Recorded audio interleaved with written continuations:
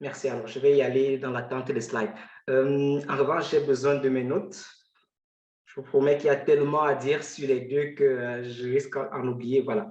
Donc, je vais commencer par Max Lobé. Alors, Max Lobé est né à Douala en 1986. Il grandit dans une famille de 7 enfants. Il arrive en Suisse à l'âge de 18 ans, 2 ans après l'obtention de son baccalauréat. À Lugano, il suit des études de communication et journalisme.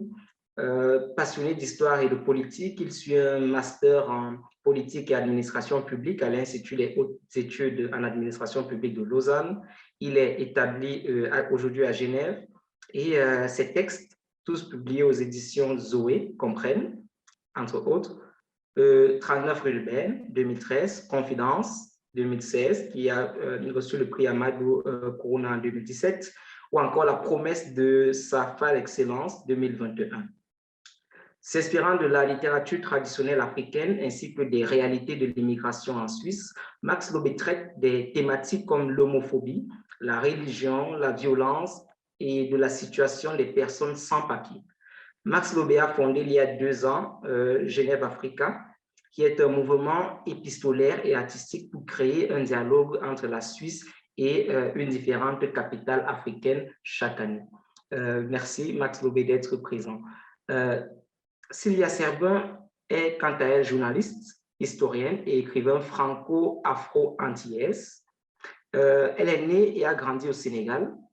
Elle s'est partagée entre l'Afrique, où elle a vécu une trentaine d'années et dont elle connaît de nombreux pays, et Paris, où se sont déroulées ses études universitaires en journalisme, en histoire, ainsi qu'une partie de sa carrière professionnelle. Elle est la première journaliste noire à Radio France à Paris. Elle a introduit des émissions radiophoniques sur l'histoire de l'Afrique et rédigé des contributions pour des publications de l'UNESCO, telles que l'Encyclopédie Histoire générale de l'Afrique, volume 8, un programme d'e-learning sur des figures féminines de l'histoire africaine et l'ouvrage Femmes africaines, panafricanisme et renaissance africaine. Elle a en outre collaboré à 2 livres jeunesse traduits en anglais, Amazons, The Women Soldiers of Dahomey, et Ndingambandi, Queen of Ndongo and Matamba, publié à Collins, UNESCO. Son livre, Reine d'Afrique et héroïne de la diaspora noire, est l'une des publications à ce jour consacrées à des femmes africaines en tant qu'actrices historiques, la question de tout à l'heure, des femmes dans la société, dans l'histoire de l'Afrique, et sur une période allant de l'Antiquité au début du XXe siècle. L'ouvrage a été constamment réédité depuis sa première parution en fin 2004 à Paris. Une nouvelle édition enrichie de portraits supplémentaires doit paraître en avril 2022 aux éditions Medounete à Paris. Sylvia Serbin est également l'auteur d'un livre jeunesse sur une reine africaine résistante. Son titre, Ndate Yalambodi, une reine sénégalaise au temps des invasions européennes. Elle prépare un second ouvrage jeunesse sur l'Empire du Mali au Moyen-Âge, à l'époque de l'impétueuse reine Kassa.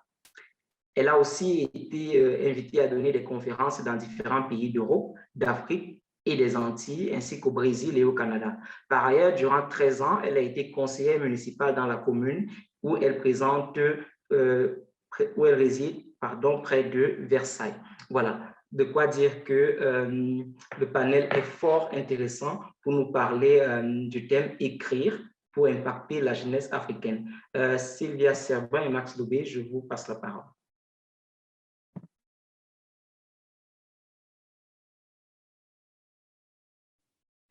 Bonjour. Est-ce que tout le monde m'entend? Oui, très bien. Oui, merci. alors je ne sais pas, je commence ou Max? En tant qu'aîné, je prends le droit de commencer alors. Et en tant que femme. Bonjour à tous, je suis vraiment très très contente de vous retrouver. J'ai suivi les derniers moments de la session précédente. Donc, j'ai été présentée, je ne reviens pas là-dessus. Mais ce que je voudrais expliquer, c'est pourquoi j'ai fait ce travail. Parce que, comme l'a dit le présentateur, mon premier livre, Reine d'Afrique et héroïne de la diaspora noire, qui existe depuis 17 ans maintenant et qui a été constamment réédité. Et jusqu'à présent, le seul ouvrage à avoir présenté des femmes africaines en tant qu'actrices historiques, parce que à la fois dans mes études et dans les livres et dans l'enseignement, les femmes de l'histoire en Afrique, sauf rares exceptions, dans des pays, certains pays anglophones ou notamment en Angola avec la reine Zinga, les femmes sont totalement absentes de l'histoire, alors qu'en tant que citoyenne, même si c'est un mot moderne d'aujourd'hui, dans beaucoup de pays, elles ont toujours participé au combat de leur société. Et en faisant mes recherches qui m'ont pris une bonne dizaine d'années avant la publication de ce travail, qui était une vraie passion pour moi, en faisant mes recherches, je me suis rendu compte que du nord au sud du continent et dans des régions géoculturelles tout à fait différentes, on trouve des personnages féminins qui, à un moment de difficulté de leur société, ont décidé d'apporter leur contribution, de proposer des réponses, et elles étaient suivies par leur communauté sans qu'il y ait de résistance pour des questions de genre ou, voilà, ou de statut féminin. Donc, ce qui montre que dans l'Afrique précoloniale, parce que je travaille, comme l'a dit le présentateur, donc ça présente des portraits de l'Antiquité jusqu'à la fin 19e, début 20e. Donc, dans les sociétés précoloniales, les femmes ont occupé un rôle beaucoup plus important. Et aujourd'hui, dans beaucoup de nos sociétés, nous en sommes en tant que femmes à nous battre pour des droits, un minimum de droits fondamentaux, alors que dans le passé, certaines de nos ancêtres avaient un statut, avaient une position qui ne souffrait pas du tout d'être infériorisées. Donc, c'est pour ça que j'ai l'habitude de dire à nos jeunes que si on connaissait mieux notre histoire, je crois qu'on se verrait différemment. Et même les gens qui nous dirigent, par méconnaissance, ils se sont calqués un peu sur ces sociétés occidentales qui nous ont colonisés et ils ont laissé de côté toutes ces femmes qui se battent aussi parce que même aujourd'hui, le continent africain est porté à bout de bras par des femmes. Il y a des mères de famille qui qui cumulent 2-3 emplois pour envoyer leurs enfants à l'école, pour les soigner, pour essayer de les élever un peu dans la société, même si c'est difficile pour elles.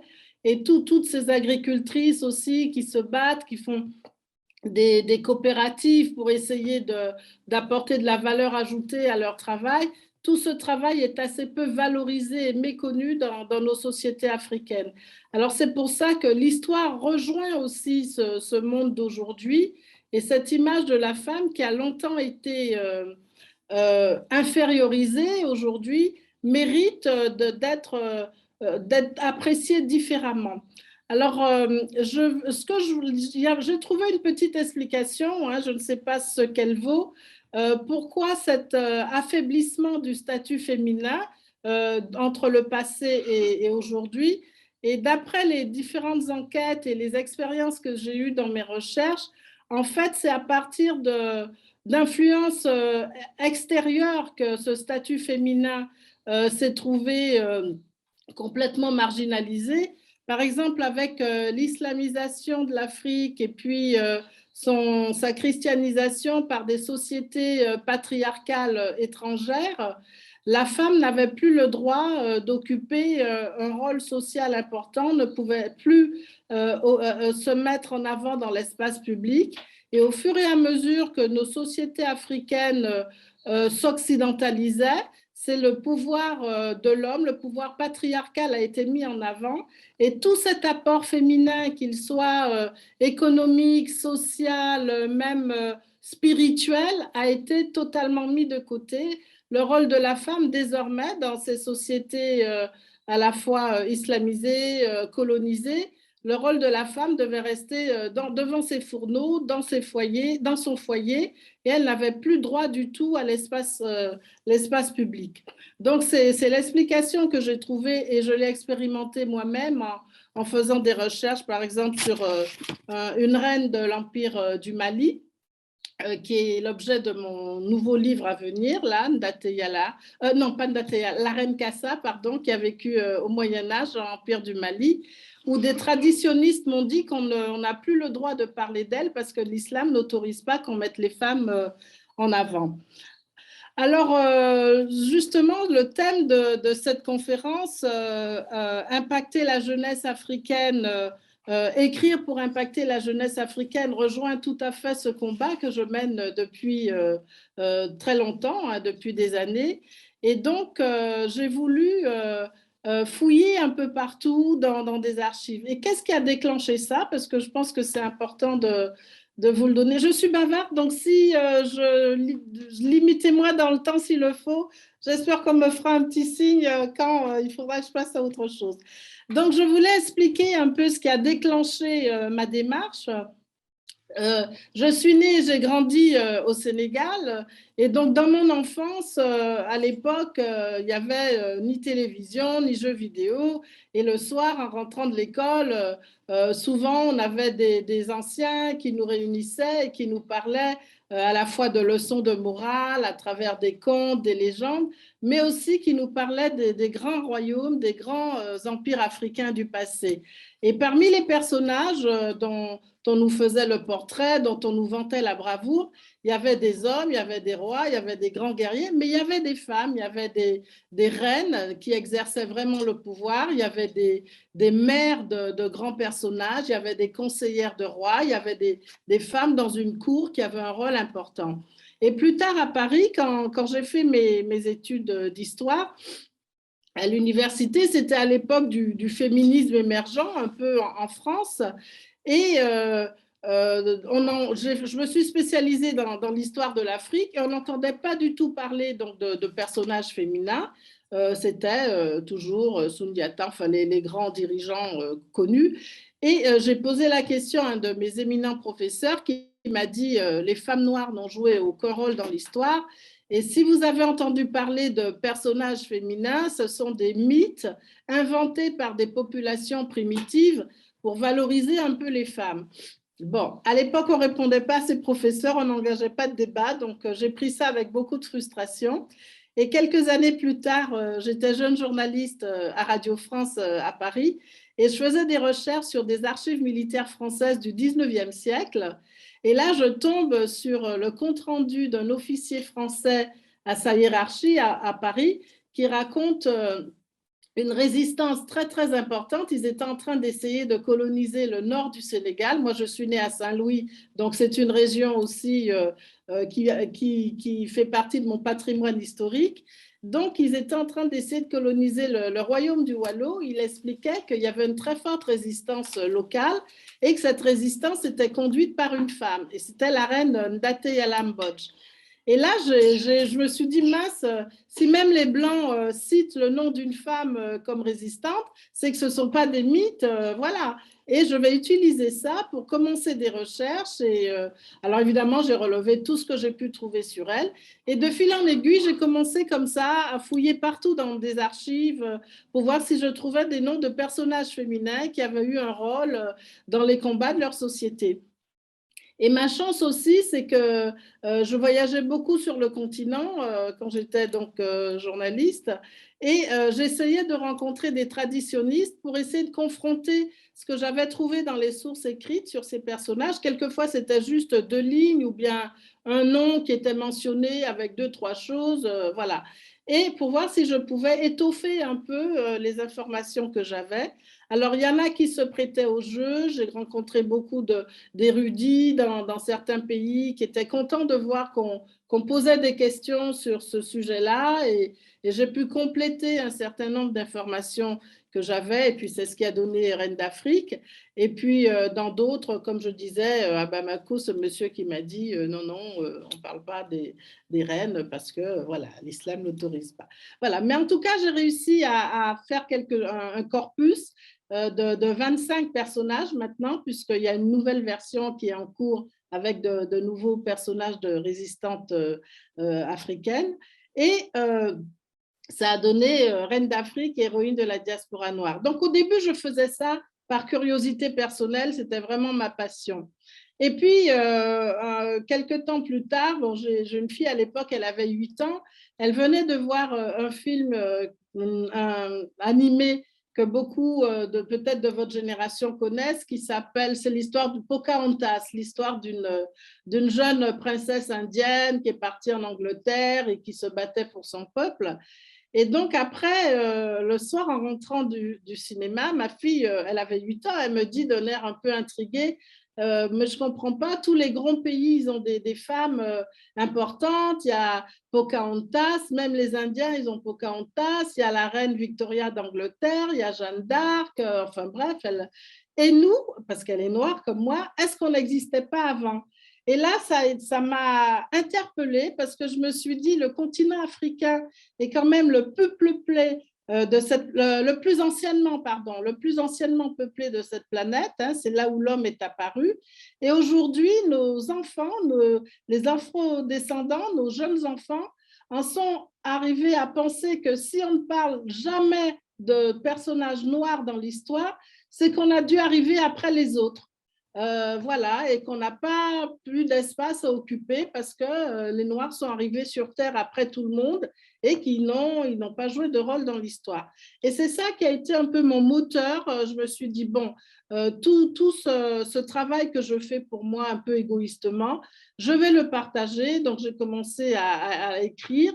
Et je voulais m'adresser au grand public, je ne voulais pas faire un travail universitaire parce que d'autres auraient pu le faire, m'adresser au grand public avec une écriture très accessible qui pouvait être déjà accessible dès l'adolescence. Voilà, donc à la fois à des adultes, mais à des jeunes, au collège, au lycée. Et c'est pour ça que ce livre a eu dès le départ un grand succès. Alors, je peux rapidement vous citer quelques personnages. Donc, il y a des reines comme la reine Zinga d'Angola, qui a vécu au XVIIe siècle et pendant 40 ans, pratiquement, elle a résisté aux tentatives d'invasion portugaise de son royaume. La reine Pokou de Côte d'Ivoire, qui a vécu au XVIIIe siècle, Ndaté-Yala. Qu'est-ce que j'ai encore? La reine Ranaval III de Madagascar aussi. Dans les sources, les archives françaises, elle est présentée comme une espèce de poupée un peu lisse, effacée, alors que quand on va dans les archives, quand on interroge les gens qui connaissent l'histoire locale, elle a été le ferment de la résistance malgache contre l'invasion française et contre la colonisation française à Madagascar. Et c'est pour ça d'ailleurs qu'elle a été déportée en Algérie parce qu'on avait peur que son influence soit trop forte et que les Français ne puissent pas dominer facilement cette grande île.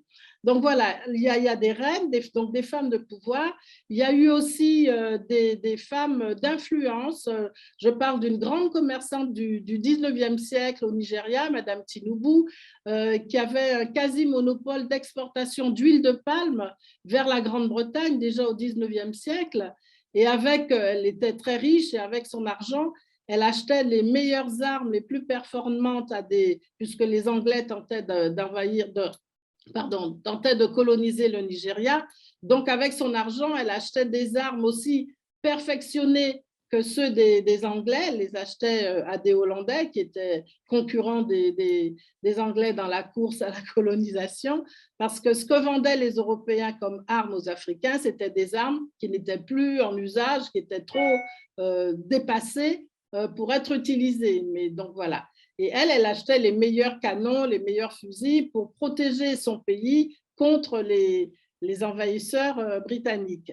Donc, il y a eu donc des femmes dans l'économie, des guerrières comme les Amazones de l'ancien royaume du Dahomey. Je parle de prophétesses aussi qui ont joué un rôle important d'éveil des consciences dans ces résistances africaines, comme Kimpavita, qu'on appelle Donia Béatrice, qui a vécu aussi au début du XVIIIe siècle dans le royaume de Congo.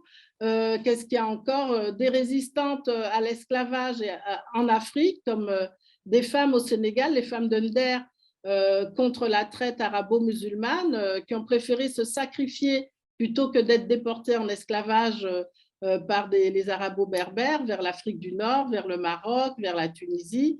Et puis d'autres femmes, notamment aux États-Unis, Harriet Tubman, qui est très connue, qui a été une résistante, qui a travaillé dans le chemin de fer souterrain pour essayer de faire évader des esclaves des plantations du sud vers des pays du nord qui étaient plus libéraux.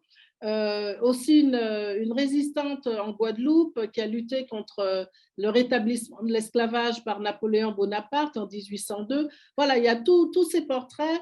La Vénus Hottentote, qui est de son vrai nom, Sarji Bartman, qui est une jeune Sud-Africaine qui a été enlevée de son pays et qui a été promenée à moitié nue en Angleterre et en France à l'époque où ce qu'on appelle le racisme scientifique voulait démontrer l'infériorité des Noirs par rapport aux Blancs et montrer que le noir était un chaînon manquant entre le singe et l'homme. Donc cette femme, on l'a promenée partout en essayant de dire que ce n'était pas vraiment un être humain, et elle n'a survécu que 5 ans à son contact avec l'Occident. Et son histoire est vraiment dramatique. Et il a fallu récemment que l'Afrique du Sud se batte pendant 10 ans pour obtenir les restes de cette femme qui était cachée au Musée de l'Homme à Paris il y a quelques années. Donc, c'est un peu toutes ces histoires. Peut-être qu'il faut que je m'arrête. Voilà. Non, bon, peut-être pas que tu t'arrêtes, mais que tu en viennes dans la conclusion. C'est le signe du temps. Voilà, donc c'est ce que j'ai voulu montrer, c'est ma contribution pour cette jeunesse, pour qu'elle connaisse son histoire, parce que je pense que l'histoire peut nous permettre de structurer nos identités, surtout que quand on a une histoire écrite par d'autres, par l'extérieur, où on nous a dit qu'on n'était rien, qu'on n'a rien apporté au monde, qu'on était inférieur, ben là, ça montre justement que pour les peuples noirs, ça n'a pas commencé avec l'esclavage et la colonisation, mais je parle de ce qu'il y a eu avant. Alors, ceux qui veulent retrouver le livre Ndate Yala, il coûte 10 €. Il est facilement accessible par la maison d'édition qui fait des expéditions dans le monde entier. Pour l'UNESCO, pour laquelle j'ai travaillé, sur un programme d'e-learning, sur des femmes dans l'histoire de l'Afrique. Sur le site de l'UNESCO, vous allez pouvoir retrouver un certain nombre de ces portraits que j'ai synthétisés. Donc, pour des enseignants, par exemple, qui chercheraient des ressources documentaires, ils peuvent trouver ça sur le site de l'UNESCO, le programme sur les femmes dans l'histoire de l'Afrique, hein, ou héroïnes africaines, mais enfin, vous pouvez le trouver facilement. Ensuite, dans l'émission 7 milliards de voisins sur RFI, l'année dernière, pendant le Covid, donc à cette même époque, j'ai fait une série d'une quinzaine de portraits de femmes aussi, qui peuvent être retrouvés sur le site de l'émission, peut-être comment on appelle ça aujourd'hui, podcast, voilà. 7 milliards de voisins, et donc ça, dans la rubrique l'école à la maison. Voilà, donc on peut retrouver aussi ces portraits-là. Et donc, le livre sur l'Empire du Mali qui sortira d'ici un mois et demi, donc je vais faire des annonces sur les réseaux sociaux. Et Reine d'Afrique, donc, qui est en rupture de stock, mais il sortira aussi très bientôt. Et à ce moment-là, les gens qui le souhaitent pourront se le procurer. Bon, j'espère que j'ai dit à peu près l'essentiel de ce qui me motive, de ce qui me pousse à écrire pour cette jeunesse qui a bien besoin de repères dans ce monde multiculturel et dans ce village global où on doit trouver notre place aussi. Un grand merci. Merci. Sans autre, on va passer à Max Lobé et plus tard, nous prendrons les questions qui se figurent dans le chat. D'accord. Bonjour Sylvia, bonjour à tout le monde. C'est impressionnant tout ce que j'entends là. C'est impressionnant aussi ce gabarit qu'on me présente là avec tous ces textes. Je me dis, oula, je pense que pour justement la traduction de Confidence, parce que là je suis en Allemagne, et je vais faire une tournée promotionnelle bientôt en germanophonie pour mes textes traduits en allemand. Et je découvre justement, pour faire une transition, combien les femmes sont retirées de l'histoire volontairement. Par exemple, la traductrice qui découvre dans Confidence le syndicat, hein, l'Union des femmes démocratiques du Cameroun, ces dames qui se sont battues âprement, ardument aux côtés des hommes de l'Union des populations du Cameroun avec Ruben Oumniobé. Et déjà, si on ne parle même pas de Ruben Oumniobé, à plus forte raison, on parlera de Marthe Mounier ou on parlera de Marie Oumniobé, tout ça. C'est-à-dire, les femmes sont sciemment écartées simplement de l'histoire. Donc, vraiment, merci beaucoup Sylvia pour ce travail qui n'est pas seulement d'aller chercher les femmes dans l'histoire d'avant-colonisation, mais encore l'histoire beaucoup plus récente, hein, parce que même encore aujourd'hui, elles sont tout simplement invisibilisées. Mais moi, ce qui m'a frappé le plus, c'est la volonté de faire changer les choses par le bas, disait quelqu'un tout à l'heure. Un procédé bottom-up. Je suis fatigué de ce qui est imposé toujours par le haut. On vient, c'est-à-dire même les programmes scolaires finalement, parce qu'on parlait de marge de manœuvre des enseignants. Quelle marge de manœuvre peuvent-ils avoir avec un programme scolaire décidé, pardonnez-moi, peut-être depuis Paris, la marge de manœuvre qu'ils peuvent avoir, c'est peut-être celle du contact direct avec les écrivains. Le contact direct avec les écrivains, avant que je ne revienne dessus, il faut souligner le titre. Écrire pour impacter la jeunesse africaine. Alors, le mot même impacter, je pense que Estelle, tu me diras, c'est quelque chose d'assez, je pense, c'est to impact. En français, parce que quand tu veux dire en français impacter, moi je vois déjà comme des marques, tu vois, c'est des impacts comme ça, comme lorsqu'on tire sur du béton, ça doit creuser, ça doit laisser un petit sillon comme ça. Ou alors, ça veut dire simplement agir, agir. Et si on doit écrire pour agir, écrire pour marquer, ça veut dire qu'il faut comprendre ce que c'est que l'écriture et donc comprendre ce que c'est que la lecture. J'avais cette discussion récemment avec une très bonne amie, très active, non, dans le domaine de la littérature. Je me demande si les gens comprennent encore aujourd'hui ce que veut dire lire. J'entends lire, c'est pas, comme on dit, avaler des pages, non. Il s'agit de décrypter, de décoder et d'entrer dans l'imaginaire de quelqu'un qui te propose des choses, voilà. On parlait tout à l'heure de la promesse de Safa l'excellence. Il faudrait entrer dans ce monde et comprendre qu'est-ce qu'on essaie de dire. On parlait des femmes, Fa l'excellence, ce monde assez phallique avec toutes les guerres qu'on trouve aujourd'hui, c'est une question de fall en couille.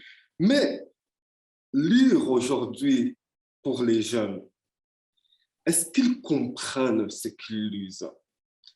Et en quoi est-ce que la discussion est approfondie quand on parle, par exemple, de compréhension du texte?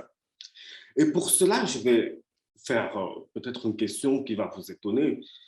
Imaginez tous vos grands leaders, et je mets ça en EXS, imaginez tous vos grands leaders africains, tous nos grands leaders de guerre, d'indépendance, de libération. Imaginez s'il y en avait parmi un albinos, une femme qui préfère des femmes, un handicapé. Comment est-ce qu'on en parlerait dans les écoles? Moi, je m'adresse directement là aux enseignants. Thomas Sankara, s'il avait une liaison avec un homme, est-ce qu'on parlerait autant de Ruben Umyobe pour le peu dont il est question? S'il avait été albinos, est-ce qu'on parlerait, je ne sais pas, voilà, etc. Je veux dire, la lecture, c'est nous ouvrir à un imaginaire. Aujourd'hui, j'ai suivi les interventions d'avant, c'est-à-dire la méthode pédagogique traditionnelle, la réalité virtuelle, quelle est la marge de manœuvre des enseignants. Qu'est-ce qu'on propose aujourd'hui à un jeune élève africain comme imaginaire? Est-ce qu'on lui propose l'université de la Sorbonne à Paris ou l'université de Oxford ou l'université je ne sais pas de quoi? Est-ce qu'on lui propose une vraie réflexion sur les problèmes locaux, sur les réalités locales? Je parle davantage ici, je pense davantage à l'albinisme, par exemple, qui est, pardonnez-moi, la cadette des thématiques dans les littératures africaines. Pourtant, on a tous grandi en Afrique avec un camarade albinos et tout. Il y avait bien sûr des stigmas, il y avait des stéréotypes, même des agressions verbales, même de la part des enseignants. Alors, qu'est-ce qu'on propose à l'enfant albinos qui grandit dans une classe où on ne lui parle que des hommes noirs qui ont eu beaucoup de pouvoir et qui se traînaient beaucoup de femmes? Est-ce qu'on lui propose d'aller en Europe, tout simplement, parce que c'est là où il sera un peu plus respecté encore? Qu'est-ce qu'on propose à l'imaginaire de nos jeunes aujourd'hui dans la fiction, dans l'agriculture? J'ai entendu dire tout à l'heure, on cultive encore avec les ou. Qu'est-ce qu'on propose aujourd'hui à nos jeunes? Quand je parle même d'agriculture, c'est pas, il faut pas voir les champs de blé ukrainiens ou russes, non. C'est-à-dire simplement le petit potager où on peut faire pousser des hibiscus et autres fougères. Et est-ce qu'on propose à l'enfant de contempler cette beauté tropicale? Quand je vois comment en Occident, on se bat saison après saison pour avoir une plante dans le coin de la maison, pour pouvoir respirer un peu, respirer la vie. La plante, c'est un être vivant, c'est de la vie même par essence depuis la Genèse biblique. Est-ce que à la maison en Afrique, on a vraiment, disons pour les classes populaires, cette possibilité de dire à l'école, par le biais de l'écriture, de la lecture, de retourner à la contemplation, contemplation du beau, contemplation de la nature. On parlait de réalité virtuelle, mais aussi de rentrer vraiment dans des beaux villages africains. La preuve, c'est que, lorsque le diasporé retourne au pays, il ne se contente que de la ville. Alors qu'il y a des endroits magnifiques au-delà de Kinshasa, au-delà de Lomé, au-delà de Douala, de Yaoundé, à entrer dans les villages, à aller chercher la beauté et la contemplation dans tout ce qui nous est donné. Je vais terminer par une proposition qui est celle que j'ai initiée, Geneva Africa. C'est de dire, non seulement je vais utiliser une forme d'expression artistique, littéraire, beaucoup plus posée et beaucoup plus immédiate aussi, c'est-à-dire la correspondance, l'épistolaire. On se souvient tous du correspondant des Yenga ou du correspondant de la classe de troisième à qui on écrivait la petite lettre et tout ça. Au lieu de laisser les enfants s'enfoncer dans le tout technologique où d'ailleurs on ne retrouve que des photos de baignoire, peut-être alors serait-il mieux de les mener dans l'exercice de l'épistolaire, de l'écriture. L'écriture à l'autre, raconter son contexte. Et c'est ce que je fais avec Geneva Africa. C'est-à-dire de prendre des gens de lettres, mais pas seulement, des artistes tout simplement, qui vont raconter ce que c'est que Ouida, qui vont raconter le départ des esclaves, qui vont raconter le vaudou, de prendre des artistes ou pas. On peut prendre par exemple au Congo, j'avais choisi Missy Bangala, qui est promotrice du livre. Hein. C'est des méthodes radicales de promotion du livre en Afrique. C'est-à-dire, elle arrive dans un marché et puis on vend à la sauvette, à la criée. C'est-à-dire qu'on se met dans un bar de manière spontanée et on se met à vendre des livres. C'est-à-dire on va de très loin. Voilà. Et comment cette personne-là, son expérience peut être partagée avec une personne qui vit à Genève, avec tout le luxe pour lequel on continue toujours de se plaindre parce qu'on n'est jamais satisfait. Comment un garçon de Parakou, dans le nord du Bénin, qu'est-ce qu'il peut bien se dire, qu'est-ce qu'il peut bien raconter à quelqu'un qui vit à Mérin, dans la banlieue genevoise? Voilà, c'est ça, de se raconter nos imaginaires, de les renouveler. Et ça, je me dis, le faire lire aux enfants et leur faire écrire eux-mêmes entre classes de lettres ou entre établissements de lettres, ça permettrait alors d'apprendre à l'enfant, je crois, hein, après les professionnels me diront, et je termine par là, ça permettrait d'apprendre davantage ce que c'est que encoder et décoder, ce que c'est que écrire et lire. Parce que lire, ce n'est pas juste et puis on va faire un examen et on passe son examen. C'est ce que j'appelle alors le chèque sans provision. Parce qu'aujourd'hui, il y a des gens avec des gros diplômes et puis il n'y a rien là. Donc, il faut vraiment lire, comprendre ce qui est en train de se passer là-dedans.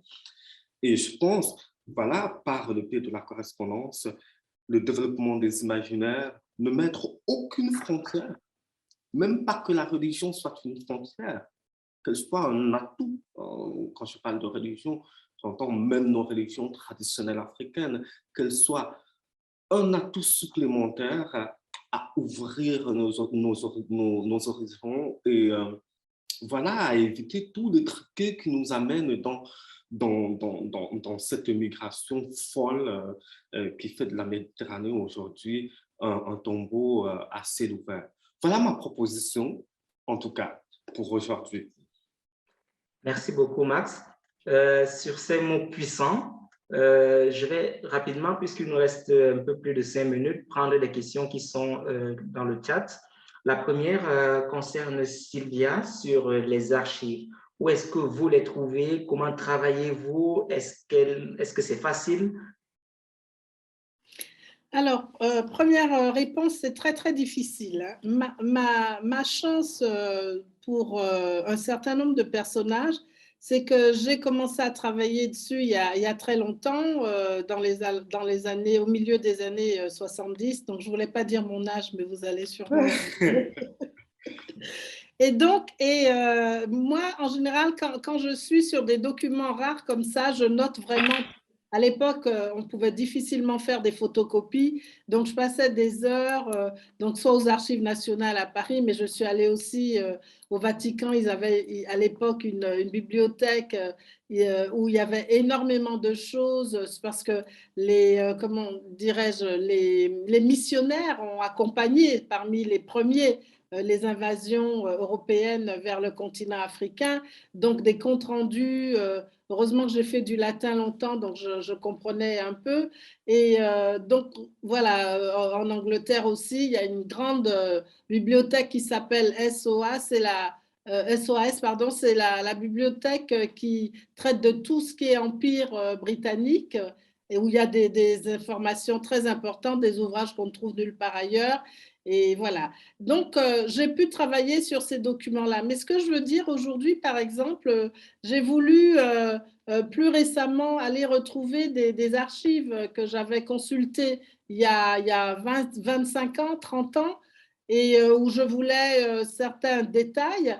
Et ça n'était plus possible. On m'a dit non, ces documents-là n'ont jamais été demandés par personne et ils n'ont pas été numérisés. Et comme ce sont des choses très fragiles, hein, le papier, parce que ce sont des documents du XVIIIe siècle, du XVIIe, XIXe, et donc si on n'a pas numérisé, maintenant les chercheurs n'ont plus accès à ça. Ils n'ont accès qu'aux documents anciens qui ont été numérisés. Donc ce qui fait que ça fait une perte énorme pour notre histoire même, dans sa relation avec l'Europe. Alors, et puis c'est très long parce que vous êtes un peu pionnière, parce que c'est un sujet qui n'intéresse visiblement pas trop nos chercheurs, je ne sais pas pourquoi. Et donc, au niveau de la recherche, c'est pas évident. Mais je sais, par exemple, que quand j'étais à Bamako, j'avais rencontré un vieux bibliothécaire qui avait gardé des archives très anciennes, mais de la colonisation, hein.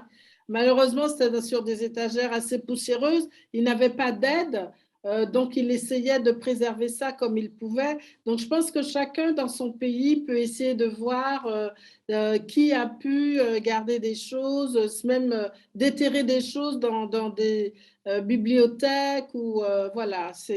Mais c'est tellement précieux, on en a besoin. Parce que si on ne met pas tout ça à jour, vous savez, dans 50 ans, 100 ans, on dira à nos enfants, non, non, ça n'a jamais existé, il n'y a pas eu de résistance chez vous, il n'y a pas eu de roi, il n'y a pas eu de ceci, il n'y a pas eu de société organisée. Donc, c'est un vrai combat pour essayer de retrouver tout ce qu'on peut aujourd'hui sur ce passé-là qui a été écrit, parce qu'autrement, il y a les sources orales. Mais les vieux morts aussi avec toutes leurs connaissances, puisque si on ne va pas à leur rencontre, on n'a pas toutes ces informations. Merci. Alors, il y a tellement de questions dans le chat. Je m'excuse d'avance si on ne peut pas toutes les parcourir. Mais quand même, je vais prendre une dernière, peut-être, Estelle, si le temps nous le permet, une dernière pour tous les deux intervenants, celle de savoir comment la littérature peut-elle restaurer le rôle et la place des femmes, mais pour ajouter une autre question, des minorités de manière générale. Mais oui, mama liga, oui, mais mama liga. Il nous l'a même Kenya et Cameroun, mama liga. Donc, c'est ce que la littérature peut faire. La littérature peut ramener ça, utiliser un langage que les jeunes comprennent. On n'a pas besoin de... Non, je suis pas Zola. Pas que Zola fasse ce qui n'est pas beau à mes yeux, mais je veux ramener quelque chose qui nous ressemble. Je veux raconter une histoire à mes gens et à moi-même. C'est ça que je veux. Je veux leur apporter... Et tant qu'on... Je pense que la littérature, on est tellement tourné vers l'extérieur, vers un truc, on dit, bah, ça, c'est pas le français. Non, on ne veut pas. En fait, moi, je pense que la littérature, c'est le sincère. C'est le sincère. C'est l'aimer les gens. Parce que comme tout art, hein, il faut aimer les gens. Si elle aime les gens, elle peut faire entrer petit à petit ces sujets. Je sais combien ils sont difficiles, par exemple, les sujets de l'homosexualité. Mais je vous ai dit, hein, faites un petit exercice mental et dites-vous si votre leader africain était, comment est-ce que vous le percevrez? Euh, Je pense que ce serait très intéressant pour les enseignants, d'ailleurs, de poser cette question-là à leurs étudiants. Et puis, je terminerai avec, il y a quelqu'un qui a dit tout à l'heure, les enseignants doivent venir avec eux-mêmes leur matériel, alors qu'ils n'en ont pas. Hein. Ben, il y a des blogs. Il y a des blogs, si les textes ne sont pas disponibles, parce qu'on dit écrire pour impacter la jeunesse africaine, les textes ne sont pas disponibles au pays, on fait comment alors, papa? Bon, si les textes ne sont pas disponibles, il y a des blogs. On peut aller sur les blogs, on peut trouver des tribunes écrites par des écrivains et discuter à partir de ces tribunes-là. Je pense que c'est tout le secteur de la littérature dans les pays africains francophones qui est à refaire. Hein. Il y a un gros travail, mais alors de marteau-piqueur à faire pour décoloniser l'imaginaire, pour proposer le texte et pour proposer simplement la littérature comme une industrie artistique. Ouais. Merci. Alors, pour pouvoir laisser le temps à la prochaine séance, Estelle, je vais te passer la parole pour peut-être conclure. Merci. Merci, Sostène. Merci beaucoup à Madame Servin et à Max Lobé pour nous avoir fait réfléchir sur des questions. Et je garde vraiment l'importance de l'initiative personnelle. Sylvia nous a dit où est-ce qu'on peut trouver certains textes, même si on n'a pas les livres. Bien sûr, j'invite tous ceux qui ont la possibilité à acquérir toutes ces œuvres qui vous ont été montrées. Le travail, comme disait Max Lobé, commence avec soi-même. Si nous, en tant qu'enseignants, on se pose la question de imaginons que tel auteur, tel leader était homosexuel, était albinos, était une femme ou aimait les femmes, comment est-ce que nous réagissions? Nous réagirions. Ça nous pose la question aussi de comment nous réagissons face à nos enfants qui arborent des identités minoritaires. Est-ce que nous sommes justes, assez aimants envers eux ou pas? Est-ce que nous cherchons des ressources adaptées à leurs différences? Donc ça, c'est vraiment le travail. C'est une question de ressources, certes, mais c'est aussi une question d'attitude, de posture de l'enseignant par rapport au monde et par rapport à l'enfant. Un grand merci à Sylvia Servin et à Max Lobé. Nous allons nous octroyer quand même les 5 minutes pour souffler, prendre un petit peu de café, ce dont nous avons besoin parce que nous allons commencer la séance envoyez-moi aussi ma part de café, non, c'est comment? N'est-ce ça? Non, on va sauf que t'as envoyé ça. Sauf que venir. Envoyez-moi seulement pour les autres. Ouais, envoyez aussi le café pour les pauvres, non? Reste en Allemagne, là-bas, c'est toi qui nous ramèneras les choses. Mais voilà, nous allons clôturer en présentant notre sponsor Educational Aspirations, qui est une organisation, un consulting éducatif qui travaille avec les écoles dans le monde entier pour justement aider les enseignants à réfléchir, aider les leaders d'école à réfléchir sur la pédagogie qu'ils peuvent proposer dans leur école. Proserpina Dlamini-Fisher, qui est la fondatrice de Educational Aspirations, sera avec nous cet après-midi en anglais pour le deep dive, pour la séance d'approfondissement en anglais de l'après-midi. Merci. Back to you, Rama. Bye-bye. Merci beaucoup. On revient dans 5 minutes, Estelle? Oui.